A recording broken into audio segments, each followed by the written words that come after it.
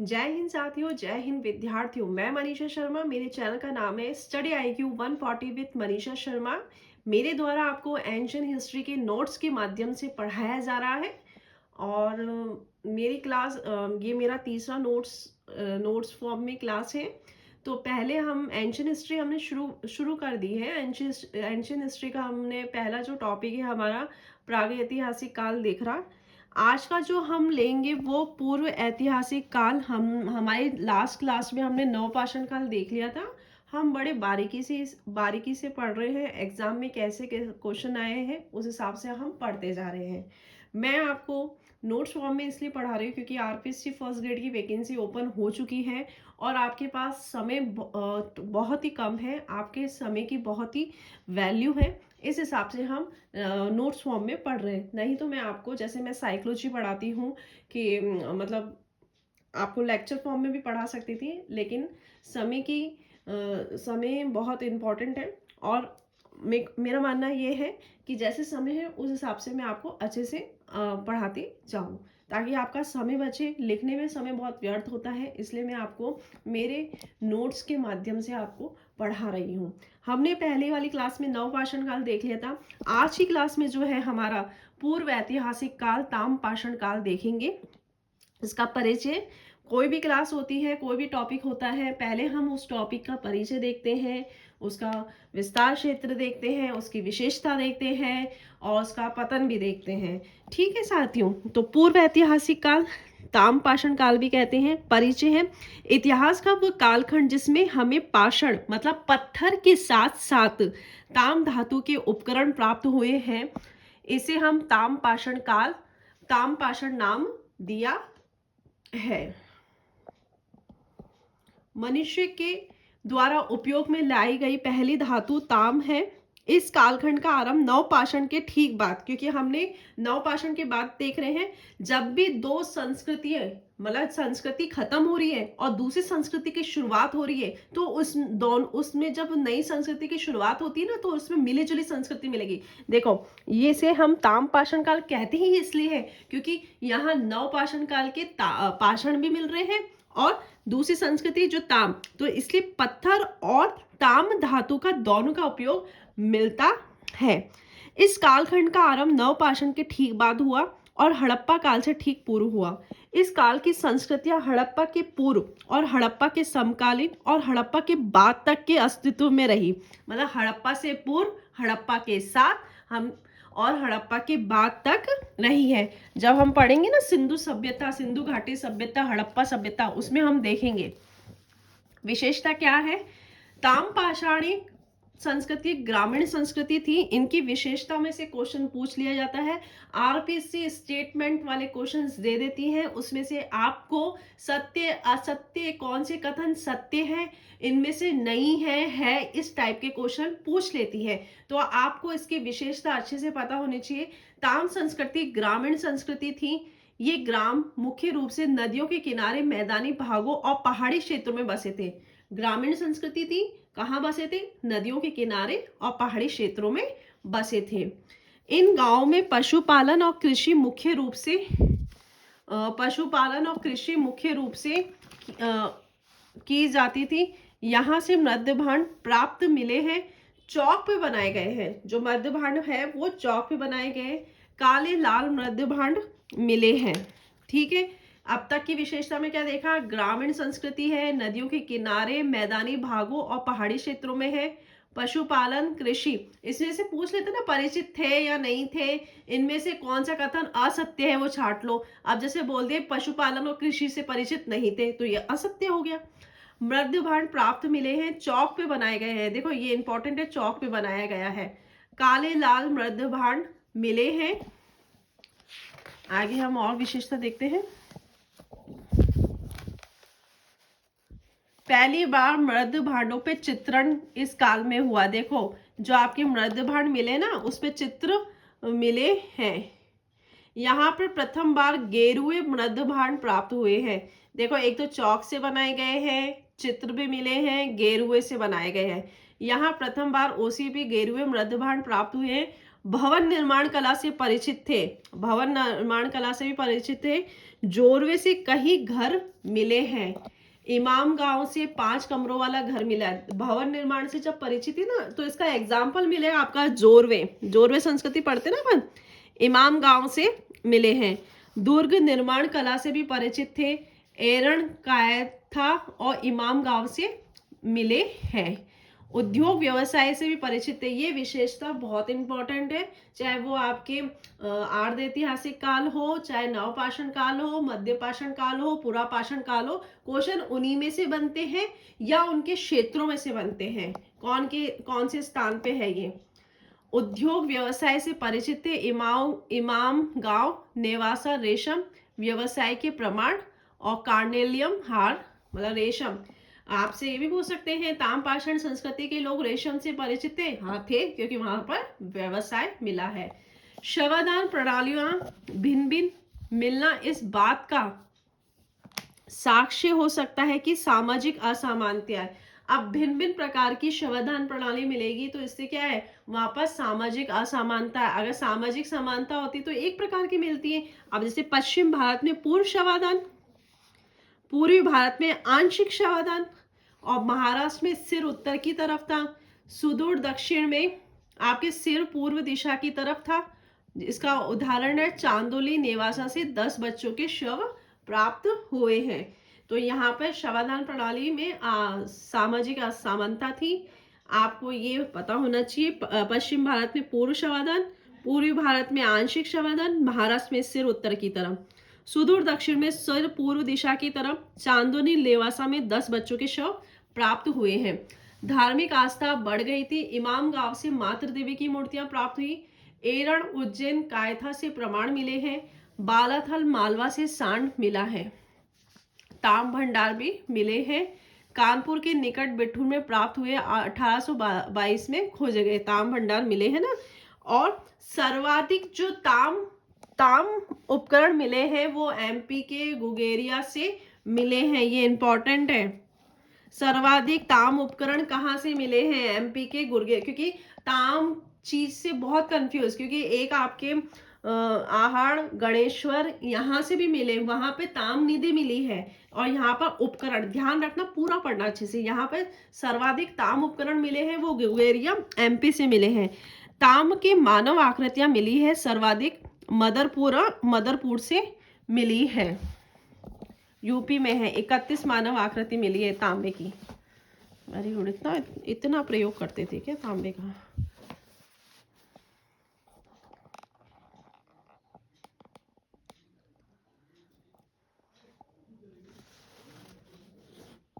अब इसका प्रसार क्षेत्र देखेंगे। इन संस्कृतियों का प्रसार मुख्य रूप से उन्हीं क्षेत्रों में हुआ है जहां तांब की खानें, क्योंकि ताम्रपाषाण संस्कृति है ना, तो वही मिलेगा जहां पर तांबे की खानें होगी, भंडार मौजूद थे। इस प्रकार राजस्थान के पूर्व दक्षिण पूर्व में, राजस्थान के दक्षिण पूर्व दक्षिण पूर्व में, पूर्वी राजस्थान के दक्षिण पूर्वी में मिला, मालवा में मिला, महाराष्ट्र में मिला। इन संस्कृतियों का प्रसार प्रमुख रूप से, मतलब कहने का मतलब है राजस्थान है, एमपी है और आपके महाराष्ट्र है। इन क्षेत्रों में मानव जीवन में स्थायित्व नवपाषाण काल की बजाय ताम्रपाषाण काल में है।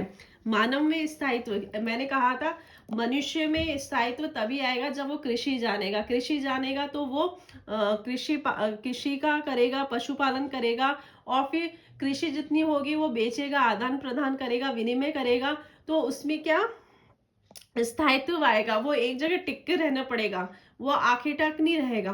तो नवपाषाण काल में कृषि की जानकारी हो गई थी, पशुपालन की भी जानकारी हो गई थी, और कृषि पशुपालन करना लग गया था। लेकिन मुख्य रूप से जो स्थायित्व आया है वो आपके ताम्रपाषाण काल में आया है।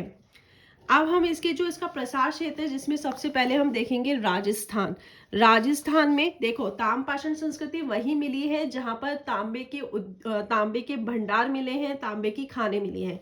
गणेश्वर जोधपुरा है। दूसरा है आपके आहड़ बनास संस्कृति, ये राजस्थान है, ये भारत है। भारत में आपके राजस्थान में मिले हैं, एमपी में मिले हैं और महाराष्ट्र में मिले हैं। राजस्थान का है गणेश्वर, आहड़, बनास संस्कृति।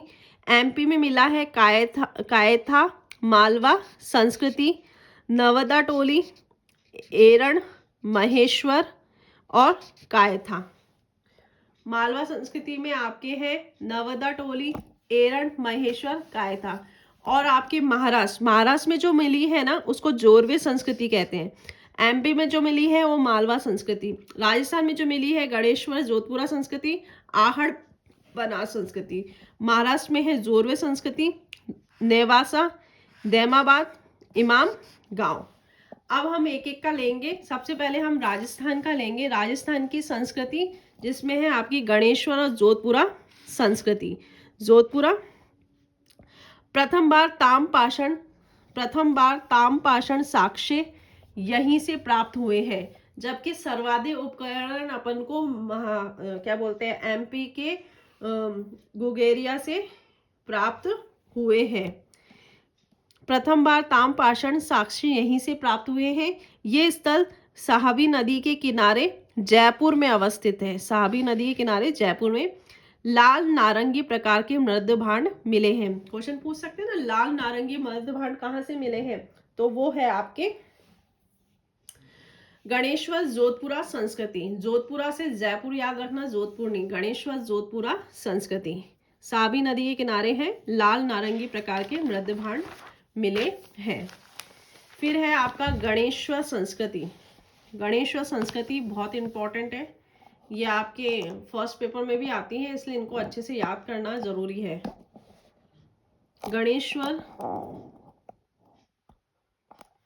गणेश्वर संस्कृति ये आपकी ताम सभ्यता की जननी कहा जाता है। देखो इन क्वेश्चन में तांबे से लेके जो रिलेटेड जो क्वेश्चन होते हैं ना बड़े कंफ्यूज होते हैं। सर्वाधिक उपकरण तो आपके एमपी के गुनगेरिया से मिले हैं, और ताम सभ्यता की जननी किसे, गणेश्वर को कहते हैं। और प्रथम साक्ष्य जो मिले हैं वो आपके गणेश्वर जोधपुरा से मिले थे, लाल नारंगी प्रकार के, और प्रथम बार ताम्रपाषाण साक्ष्य आपके जोधपुरा से मिले हैं। तो इन सब चीज़ों का ध्यान रखना, छोटी छोटी चीज़ें, ये छोटी छोटी चीज़ें ही गलत करवा देती हैं।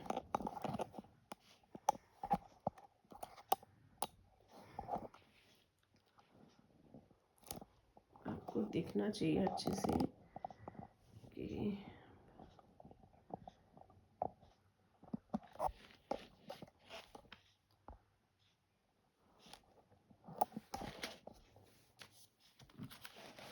अब हम देख रहे हैं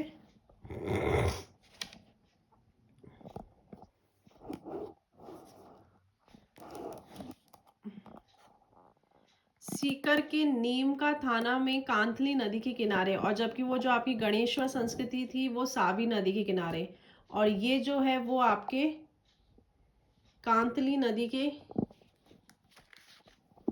क्या है क्यों नहीं दिख रहा, कांतली नदी के किनारे है। रतन चंद्र आर.सी. अग्रवाल द्वारा इसकी उत्खनन किया गया। यहाँ पे 3 भिन्न भिन्न कालखंडों में उत्खनन हुआ है। आखटक संग्रह से लेके स्थायित्व जीवन, मतलब आपके जब आघटक संग्रह मतलब नवपाषाण काल से लेके स्थायित्व जीवन, ताम्रपाषाण संस्कृति, धातु के प्रयोग के प्रमाण मिलते हैं। पहला कालखंड है आखेटन के साक्ष्य, मृद भांड रहित सूक्ष्म पाषाण औजार मिले हैं, जानवरों के भी प्रमाण मिले हैं। इसको हमने 3 भिन्न भिन्न कालखंडों में बांटा है। पहला है आखेटन के साक्ष्य, दूसरा कालखंड में खुदाई, धात्विक ताम का प्रयोग हुआ है, तांबे की चूड़ियाँ, तीर, भाले, कई सारे उपकरण मिले हैं। साथ साथ स्थायी जीवन के प्रमाण भी मिले हैं। कृषि और पशुमंड, देखो स्थायी जीवन के प्रमाण मिलेंगे तो वहां कृषि और पशुपालन दोनों ही आ जाएगा। मछली पकड़ने का कांटा मिला है, मछली पकड़ने का कांटा मिला है। आवास के लिए गोलाकार झोपड़ियां मिली है। आपसे ये पूछ सकते हैं गोलाकार झोपड़ियां कहाँ मिली है, तो वो है आपके गणेश्वर संस्कृति से मिली है। ठीक है साथियों, ये ताम सभ्यता की जननी थी। तीसरा कालखंड जो है विशुद्ध ताम उपकरण संख्या में सर्वाधिक थे। प्राचीनतम ताम उपकरण भी यहीं से मिले हैं। प्राचीनतम ताम उपकरण कहाँ से मिले हैं? वो आपके तीसरे कालखंड गणेश्वर संस्कृति से मिले हैं। इस कारण इसे ताम सभ्यताओं की जननी कहा जाता है। प्राक हड़प्पा और हड़प्पा के समकालीन है।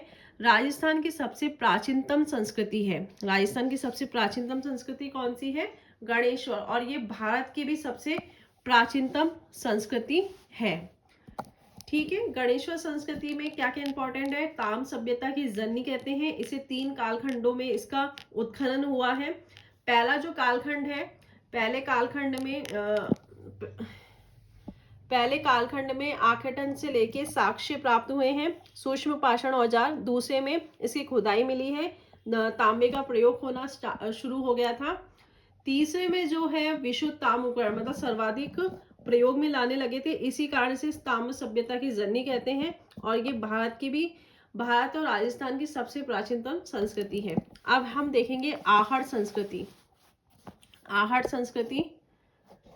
आहड़ संस्कृति सर्वप्रथम आहड़ की खोज हुई थी, इस कारण इसको आहड़ संस्कृति और अधिकांश बनास नदी के किनारे है, इस कारण इसे बनास संस्कृति भी कहते हैं। आहड़ में खोज हुई थी इसलिए आहड़ संस्कृति कहते हैं, और बनास नदी के किनारे है तो इसलिए इसको बनास संस्कृति भी कहते हैं।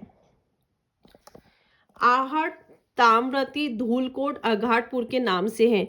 आहड़ संस्कृति को ताम्रवती संस्कृति भी कहते हैं, धूलकोट भी कहते हैं, अघाटपुर के नाम से भी प्रसिद्ध है। आयड़ बेड़च नदी के किनारे है।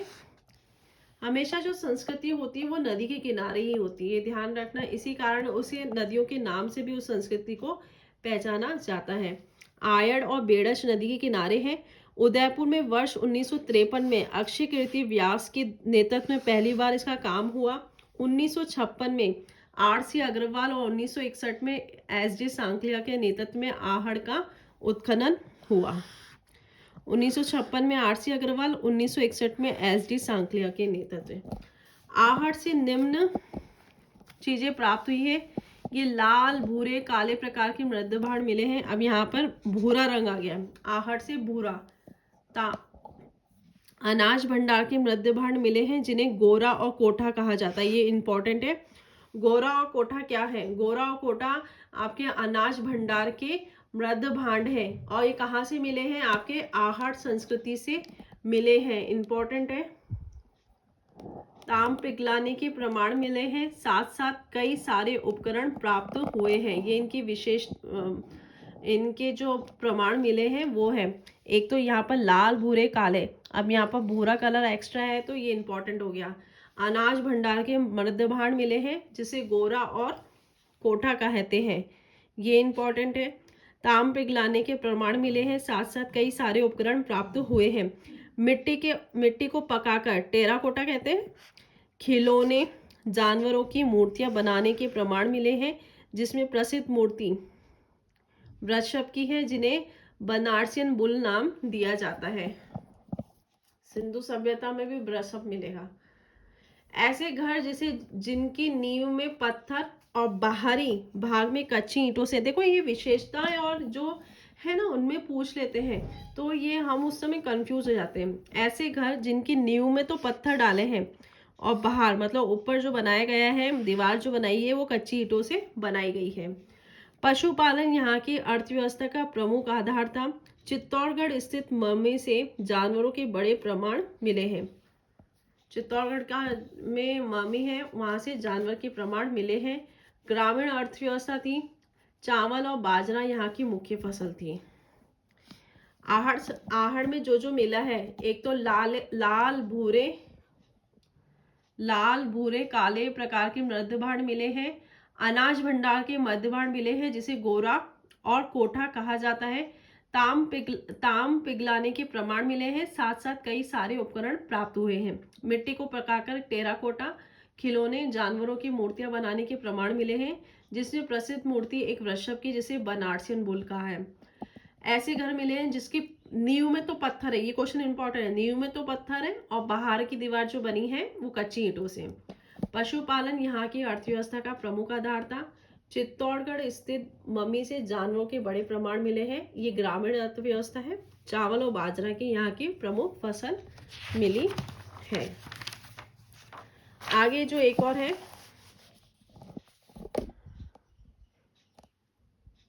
यूनानी लेख युक्त 6 मुद्राओं और 3 मोहरें प्राप्त हुई है, जिनके एक भाग पे त्रिशूल, दूसरे भाग पे यूनानी देवता अपोलो का चित्र है। ये कहाँ से मिल रहे हैं? आपके आहड़ सभ्यता से।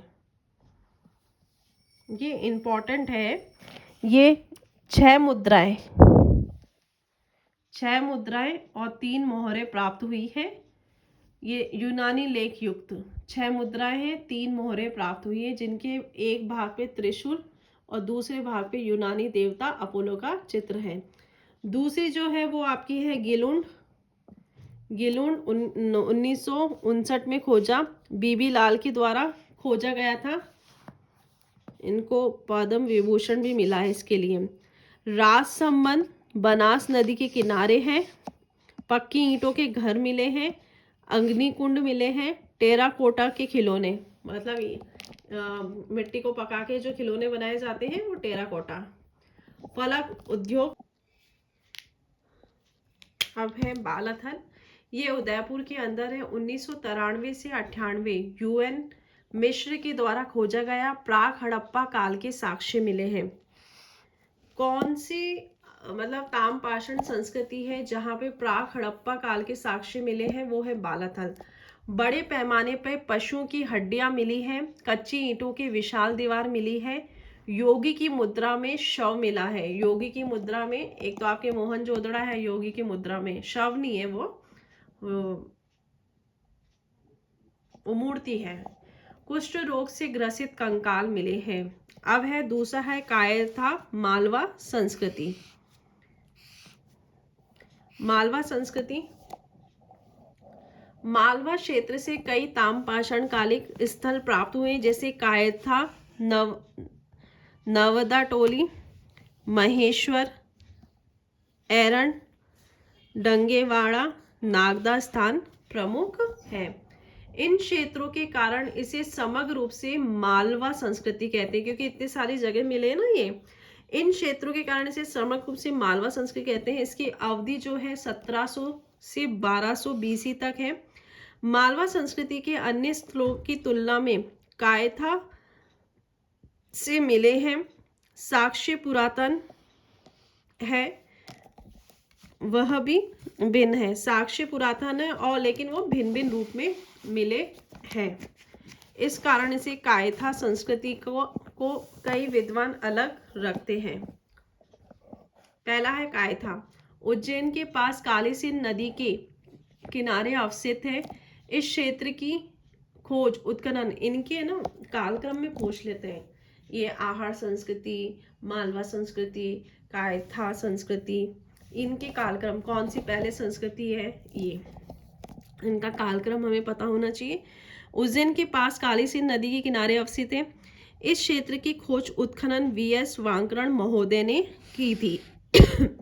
इसका कालखंड 1800 से 1700 BC है। यहाँ 3 प्रकार के मृदभांड मिले हैं। एक तो अत्यंत मजबूत, निम्न स्तरीय, लहरदार, कंगी नुमा। उच्च कोटि की ताम्र सामग्री मिली है, जिसमें चूड़ियाँ और हार के मनके मिले हैं। यहाँ से खेती और कृषि अनाज के प्रमाण मिले हैं। मृद भांडों पे अनेक चित्रण मिले हैं। कायथा संस्कृति उज्जैन में है, ये आपको पता होना चाहिए। इनके कालक्रम में पूछ लेते। आपकी जो मालवा संस्कृति है वो 1700 से 1200 BC है, और ये जो कायथा संस्कृति वो 1800 से 1700 BC है। ये ना 1800 से 1700 BC। और अत्यंत मजबूत मिले 3 प्रकार के मृदभांड। एक तो बहुत ही मजबूत है, निम्न स्तर है, लहरदार और कंगीनुमा है। उच्च कोटि की ताम्र सामग्री मिली है। यहाँ से खेती कृषि के अनाज के प्रमाण मिले हैं। मृद भांडों पे अनेक चित्रण मिले हैं। अब है मालवा के अन्य क्षेत्र, जो कि इसको क्या बोलते हैं, मालवा संस्कृति इसलिए बोलते हैं क्योंकि बहुत सारे स्थल मिला के इसका संस्कृति प्राप्त हुई, इसे मालवा कहते हैं। ठीक है। मालवा के अन्य क्षेत्र महेश्वर से प्रथम अवशेष मिले हैं। ताम्र की तुलना में प्रस्तर के उपकरण अधिक मात्रा में मिले हैं, मतलब यहाँ के पत्थरों के उपकरण ज्यादा मिले हैं। नवदा टोली से 20,000 सूक्ष्म पाषाण उपकरण प्राप्त हुए हैं। नवदा टोली से सूक्ष्म पाषाण उपकरण प्राप्त हुए। यहाँ के लोग कताई बुनाई से परिचित हो गए थे। यहाँ सभी प्रकार के अनाज के प्रमाण नवदा टोली से मिले हैं। ये इंपॉर्टेंट लाइन है, यहाँ सभी प्रकार के अनाज मिले। कौन सी ताम्रपाषाण संस्कृति है यहाँ पर जहाँ पे सभी प्रकार के अनाज के प्रमाण मिले हैं? वो है आपकी नवदा टोली। अग्निकुंड यज्ञ से परिचित थे। अग्निकुंड, नवदा टोली। धार्मिक जीवन भी उन्नत था। ठीक है साथियों, आगे हम बढ़ेंगे। बहुत सारा है अभी तो।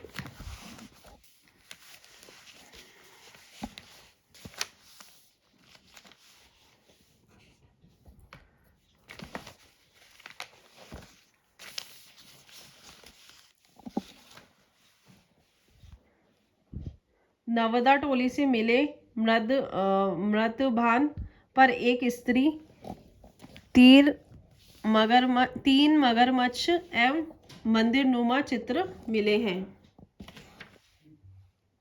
नवदा टोली से मिले मृतभान पर एक स्त्री और 3 मगरमच्छ मंदिर नुमा प्रमाण मिले हैं। नवदा टोली मालवा संस्कृति का प्रमुख केंद्र था, क्योंकि यहाँ पर सभी प्रकार के अनाज मिले ना, तो मालवा संस्कृति का प्रमुख केंद्र कौन सा है? नवदा टोली। यहाँ खरगोन एमपी में है। ये नर्मदा नदी के किनारे है। नवदा टोली का है, खरगोन एमपी में है, नर्मदा नदी के किनारे है। एस.जी. सांखलिया ने इसकी खोज की। मालवा का सबसे विस्तृत क्षेत्र है और मालवा संस्कृति का प्रतिनिधि केंद्र है। आपसे ये पूछ सकते हैं मालवा संस्कृति का केंद्र कौन सा है, तो वो है आपका नवदा टोली। वृत्ताकार इंपॉर्टेंट है, पहले आपके गोलाकार झोपड़ियां मिली थी ना आगे, तो यहाँ पे जो वृत्ताकार घर मिले हैं वो है आपके नवदा टोली से। वृत्ताकार, योजना का अभाव है, मतलब जो घर बनाए गए ना उनमें योजना का अभाव है। अब हम देखेंगे जोरवे संस्कृति। जोरवे संस्कृति आपके महाराष्ट्र में है। जोरवे संस्कृति का काल 1400 से 700 है। ये क्रम में पूछ लेते हैं आपके मालवा संस्कृति, आहार संस्कृति, जोरवे संस्कृति, पहले कौन सी संस्कृति आई, ये आपको कालक्रम पता होना चाहिए। महाराष्ट्र के संपूर्ण भागों में सिवाय कोंकण तट और विदर्भ का क्षेत्र को छोड़ के ताम्रपाषाण स्थल प्राप्त हुए हैं जोरवे संस्कृति के। यहाँ पे जोरवे प्रवरा नदी के किनारे है, प्रतिनिधि के केंद्र में है, इसलिए इसे जोरवे संस्कृति कहा जाता है। दैमावत जोरवे, इसका कौन कौन सा स्थल है? यहाँ पर अपन ने महाराष्ट्र का कौन सा क्षेत्र छोड़ा है? एक तो विदर्भ का, एक कोंकण तट। इसके अलावा सब जगह ताम्रपाषाण उपकरण मिले हैं। कौन कौन से क्षेत्र आ जाएंगे? आपके जोरवे आ जाएगा, नेवासा सबसे पहले आएगा, देमाबाद, जोरवे, नेवासा, इमामगांव, चंदोली, सोनगांव, थिपुर, प्रकाश। इस संस्कृति की खोज एम.एन. देशपांडे द्वारा की गई थी। इनके नाम भी पता होना चाहिए। जोरवे संस्कृति की खोज किसने की? एम.एन. देशपांडे द्वारा की गई थी। अब इसमें हम पहला देखेंगे दैमाबाद।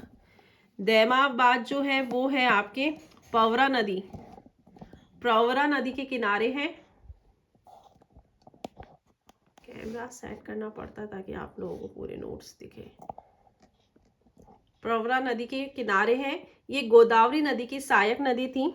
ये पूछ लेते दैमाबाद कौन सी नदी के किनारे? प्रवरा नदी के किनारे, गोदावरी की सहायक नदी के है। इस क्षेत्र की खोज 1976-79 के मध्य एस.एल. शाली द्वारा की गई थी। यह इस संस्कृति का सबसे बड़ा क्षेत्र है। आपका मतलब जोरवे संस्कृति का सबसे बड़ा क्षेत्र कौन सा है? दैमाबाद। यहाँ से सावलदा संस्कृति से लेकर हड़प्पा और जोरवे की संस्कृति के साक्ष्य हमें प्राप्त हुए। सावलंदा संस्कृति, हड़प्पा और जोरवे संस्कृति के साक्ष्य हमें प्राप्त हुए हैं। यहाँ से जो प्राप्त साक्ष्य है ग्रामीण क्षेत्र है। आपको पता होना चाहिए ताम्रपाषाण संस्कृति जो है ना वो ग्रामीण है और हड़प्पा संस्कृति आपकी नगरीय है। ये ग्रामीण है मगर नगर की अवस्था प्राप्त कर ली थी, नगर की अवस्था प्राप्त कर ली थी। इसके चारों ओर किलेबंदी की गई।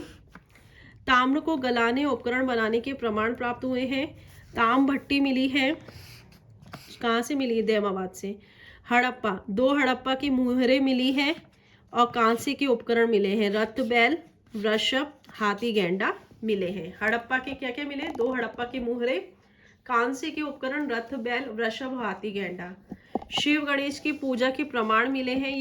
ये पूछ लेते हैं दैमाबाद संस्कृति की विशेषता कौन कौन सी है, ऐसे पर्टिकुलर पूछ लेते हैं। शिव गणेश की पूजा के प्रमाण मिले हैं। धार्मिक जुलूस के प्रमाण मिले हैं। विभिन्न प्रकार के शवादान, हाथी के विभिन्न प्रकार के शवादान, आर्थिक सामाजिक असमानता थी यहाँ पर भी। हाथी दांत के उपकरण मिले हैं। अग्नि वेदिका, बाजरा, मूंग जैसी फसल मिली है। ये हम जोरवे संस्कृति पढ़ रहे हैं महाराष्ट्र की, अंतिम चरण में है हम, तो ये हो जाएगा।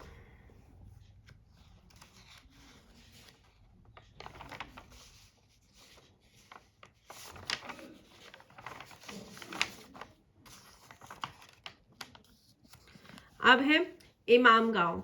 इमाम गांव क्या? ये पूना में है, भीमा नदी के पास में। M.K. धवलीकर और S.D. सांखलिया, J.D. अंसारी द्वारा किया गया।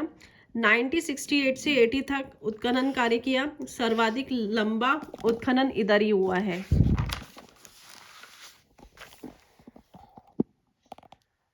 किलेबंद और चारों ओर से खाई से घिरा हुआ है। घरों का निर्माण योजनाबद्ध तरीके से हुआ।